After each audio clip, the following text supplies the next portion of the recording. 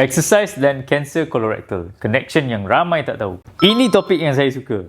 Ramai tahu exercise bagus untuk jantung. Tapi tak ramai tahu yang exercise adalah salah satu bahan bantuan paling kuat untuk kurangkan risiko kanser kolorektal. Orang yang exercise secara konsisten ada risiko yang lebih rendah untuk mendapat kanser kolorektal berbanding orang yang sedentary. Bukan sedikit.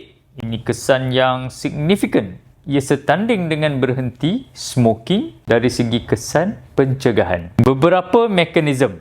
Exercise bantu usus bergerak dengan lebih cepat, kurangkan masa toksin bersentuhan dengan dinding usus. Ia menurunkan tahap keradangan dalam badan. Exercise juga dapat membantu mengawal level insulin dan juga hormon. Kedua-duanya ada kaitan dengan risiko kanser. Ia membantu mengekalkan berat badan sihat.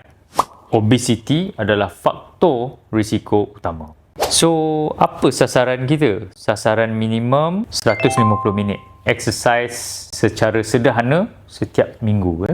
Moderate intensity exercise. Seperti berjalan dengan cepat, brisk walking, berbasikal, berenang. Semua pun kita boleh kira as part of this. Pecahkan sama ada 30 minit setiap hari untuk 5 hari ke. Ataupun 20 minit pada setiap hari. Tak perlu gym yang mahal, tak perlu equipments yang sophisticated.